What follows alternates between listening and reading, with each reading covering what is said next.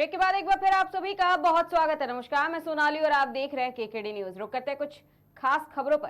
पहली खबर हरदोई से है, जहां हरदोई के प्रशासनिक अधिकारियों ने उप संभागीय परिवहन विभाग कार्यालय में छापेमारी की है। बता दें, जनपद के अधिकारियों द्वारा उप संभागीय परिवहन विभाग में मौजूद लोगों से पूछताछ की गई है और कार्यालय में कार्य कर रहे कर्मचारियों से भी जानकारी प्राप्त की गई। वहीं जनपद के प्रशासनिक अधिकारियों की छापेमारी से विभाग में हड़कंप मचा हुआ है। दरअसल इस मामले में लगातार जिला प्रशासन, शासन और उप संभागीय परिवहन विभाग में दलाली की शिकायतें प्राप्त हो रही थी, जिसको लेकर ये कार्रवाई की गई है।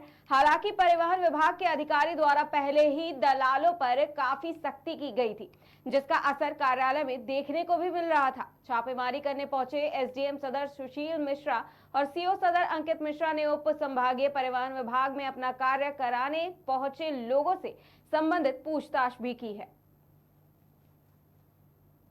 बसों से दुर्घटनाएं और जो जन सामान्य की शिकायतें थी कि आरटीओ ऑफिस में दलालों की सक्रियता है और अवैध गतिविधियां संचालित हो रही हैं, इस क्रम में औचक निरीक्षण किया गया और सीओ साहब के साथ में यहाँ पर जांच की गई। जो आसपास दुकानें हैं वहाँ पे जाकर देखा गया कि कौन कौन सा काम कर रहे हैं।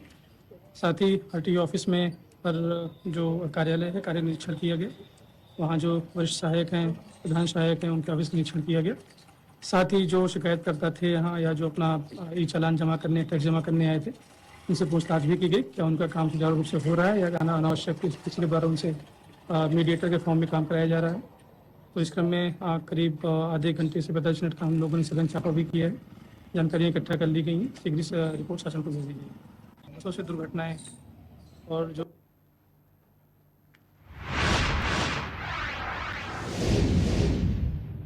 रुक करते अगली खबर की ओर। यह खबर हरदोई से है, जहां 3 वर्षीय मासूम से बलात्कार करने वाले आरोपी को न्यायालय ने मृत्युदंड की सजा सुनाई है। बता दें, 4 वर्ष पहले अपनी ही 3 वर्षीय मासूम भतीजी से दरिंदे ने दुष्कर्म किया था और बच्ची को छोड़कर फरार हो गया था। पुलिस मुठभेड़ के दौरान आरोपी को गोली लगी थी, जिसके बाद पुलिस ने उसे गिरफ्तार भी कर लिया था। न्यायालय ने अभियोजन और पुलिस द्वारा प्रस्तुत किए गए साक्ष्य के आधार पर फांसी की सजा सुनाई है। बता दें, हरदोई से लेकर लखनऊ तक इलाज चलने के बाद भी बच्ची पूरी तरह से मानसिक और शारीरिक रूप से स्वस्थ नहीं हो सकी है। हरदोई के सांडी थाना क्षेत्र का ये मामला बताया जा रहा।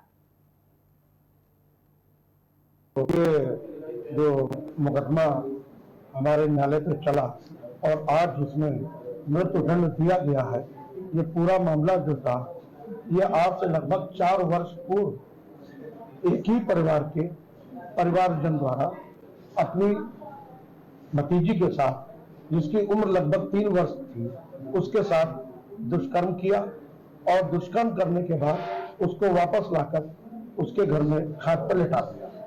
जब उसकी मां ने अपनी बच्ची को देखा और वो अर्धबेहोशी में थी, बोल नहीं पा रही थी, तो मां ने देखा कि वो रक्त रंजित है।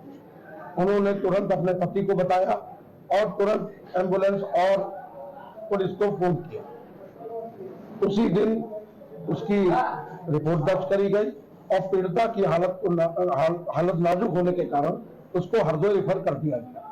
और बच्ची की गवाही वगैरह भी इस कोर्ट में हुई थी। जो 8 साक्षी थे जी, उनकी किस तरीके से गवाही और क्या पुलिस मुठभेड़ भी इस मामले में हुई? जी, इस मामले में जब ये मुकदमा पंजीकृत हो गया, मुकदमे के बाद जब पुलिस द्वारा दबिश दी गई तो ये नहीं मिला और जब मिला तो इसके गोली भी मारी गई थी और इसके ऊपर रास्ता भी लगाई गई। जब पीड़िता का साक्ष्य माननीय न्यायालय में पीड़िता आई और मैंने पीड़िता का साक्ष्य अंकित कराया, उस समय भी उसकी मां के कथानुसार पीड़िता की मूत्र द्वार से छोटे छोटे कीड़े निकलते हैं और पीड़िता उस जो दर्द उसको मिला है, जो उसके साथ दुष्कर्म हुआ, उसकी सजा वो आज भी भुगत रही है। कि जो मुकदमा हमारे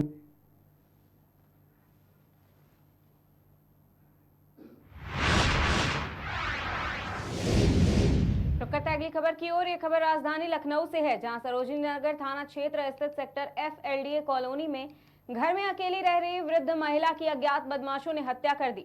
हत्या की सूचना पाकर पहुंची पुलिस ने मौके की जांच पड़ताल करते हुए शव को कब्जे में लेकर पोस्टमार्टम के लिए भेज दिया। फिलहाल हत्या का उद्देश्य क्या था, अभी तक स्पष्ट नहीं हो पाया है, क्योंकि घर में रखे सामान तितर बितर भी नहीं थे, जिससे हत्या क्यों की गई ये स्पष्ट हो सके। फिलहाल मौके पर फॉरेंसिक टीम, डॉग स्क्वाड की टीम, पुलिस के आला अधिकारी पहुंच चुके हैं और सीसीटीवी फुटेज की मदद से हत्यारों को पकड़ने का प्रयास किया जा रहा है। बता दें, मृतक सरला काका के पति रेलवे कर्मचारी थे, जिनकी पूर्व में ही मृत्यु हो चुकी थी। मेरे मदर इन लॉ का फोन आया था कि क्योंकि उनकी बेटी 1.5 घंटे से फोन लगा रही थी, वो फोन पिक नहीं कर रहे थे, तो उन्होंने फिर मदर इन लॉ को फोन किया कि आप देखिए चाची वहाँ जाकर। तो उन्होंने मुझे फ़ोन किया कि तुम जाओ और देखो, क्योंकि मैं अपनी बेटी को लेने गई थी सीएमएस में, तो वहाँ से मैं डायरेक्ट फिर यहाँ आ गई उनको देखने। मैंने देखा दरवाज़ा नीचे वाला खुला है, सीढ़ी वाला खुला है। ऊपर गई तो वो दरवाज़ा आगे से कुंडा लगा हुआ था, बंद था। खोला तो देखा बहुत लेटे हुए पड़े हैं। हाँ सर, पहले तो एकदम से तो नहीं पता पड़ा। जब मैं थोड़ा आगे उनको चेक करने गई तो मैंने देखा उनका गला भी मतलब गमछे से है और पैर बंधे हुए। फिर तो मैं बाहर आ गई सिर्फ चेक कर कि उनकी सांस चल रही है। चोट कहाँ लग रही है? खून कहाँ से निकल रहा है? सर उस वक्त बस पीछे से नजर आ रहा है, वो बैठे हुए हैं, वो लेटी हुई हैं, तो बैक से नीचे सर के यहाँ से खून बह रहा है, बस वो देखा। सूचना फिर पुलिस को आपने दी? नहीं सर, मैंने सूचना नहीं दी। मैंने पड़ोसी को सबसे पहले बुलाया और अपनी मदर इन लॉ को और अपने हस्बैंड को कॉल किया, और उधर भी क्या मेरे हस्बैंड ने फिर है आपकी कौन है? मेरी ताई सास है। आज लगभग 2 बजे थाना सरोजनी नगर को सूचना मिली कि एलडीए कॉलोनी में एमडी 77 सेक्टर एफ में एक महिला जो 70 वर्षीय बुजुर्ग महिला थी, जो अकेले रहा करती थी, सरला वाइफ ऑफ स्वर्गीय अशोक कुमार काका, इनकी हत्या कर दी गई है। इस घटना के संदर्भ में सूचना पर तत्काल पुलिस मौके पर आई। यहाँ पर फोरेंसिक टीम मौजूद है, डॉग स्क्वाड ने भी किया है और क्राइम ब्रांच की टीम है। इसमें विधिक कार्रवाई की जा रही है। शीघ्र केस का अनावरण किया जाएगा। सर मेरे मदर इन लॉ का फोन आया था।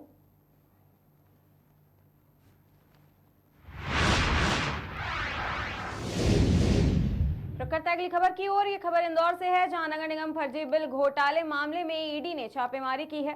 पिछले दिनों इंदौर नगर निगम में हुए करोड़ों के फर्जी बिल और ड्रेनेज घोटाले को लेकर आज प्रवर्तन निदेशालय यानी कि ईडी एक्शन में नजर आ रही है, क्योंकि ईडी के अधिकारियों ने आज मामले के दोषियों के अलग अलग ठिकानों पर छापेमारी की है। ऑडिट अकाउंट्स विभाग के कर्मियों के अलावा नगर निगम ठेकेदारों से 18 से ज्यादा ठिकानों पर ईडी की कार्रवाई की जानकारी प्राप्त हुई है।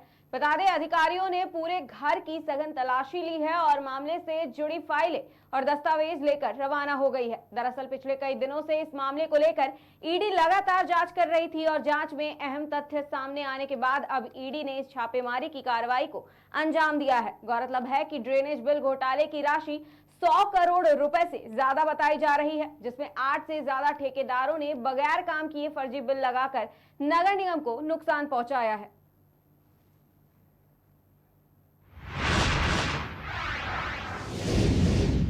करते अगली खबर की ओर। यह खबर उन्नाव से है, जहां बीती रात नगर पालिका गंगा घाट वार्ड संख्या 12 डाक तार कॉलोनी के वर्तमान सभासद संजय जायसवाल द्वारा रात में मजदूर लगाकर के नगर पालिका गंगा घाट उन्नाव द्वारा वर्ष 2021 में तत्कालीन अधिशासी अधिकारी सुनील मिश्रा द्वारा पुलिस के नेतृत्व में सरकारी भूमि पर किए गए अवैध कब्जे को हटाया गया था। उसी पर कुछ समय पहले कुछ दबंग भूमाफियाओं द्वारा कब्जा करने की कोशिश की गई थी। वहीं शिकायत प्राप्त होने पर प्रशासन द्वारा कार्रवाई कर इसे रोका भी गया था। उसी करोड़ों रुपए की बेशकीमती भूमि पर रातों रात कब्जा कर निर्माण कराया जा रहा है, जिसे तत्काल रोक करके कब्जे धारक के विरुद्ध विधि सम्मत कार्रवाई किए जाने की आवश्यकता है।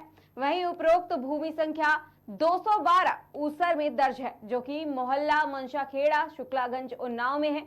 बता दें, उपरोक्त प्रकरण की तत्काल जानकारी वार्ड संख्या 21 के सभासद पुत्र द्वारा फोन करके दी गई और 2 बार अवगत भी कराया जा चुका है, पर अभी तक कोई कार्रवाई नहीं की गई है, जिससे कब्जे धारक के हौसले बुलंद हैं और दबंगई से निर्माण कार्य कराया जा रहा है। वहीं अवैध कब्जे को रोकने के लिए राजेंद्र कुमार पूर्व सभासद नगर पालिका परिषद गंगा घाट उन्नाव द्वारा प्रार्थना पत्र दिया गया है।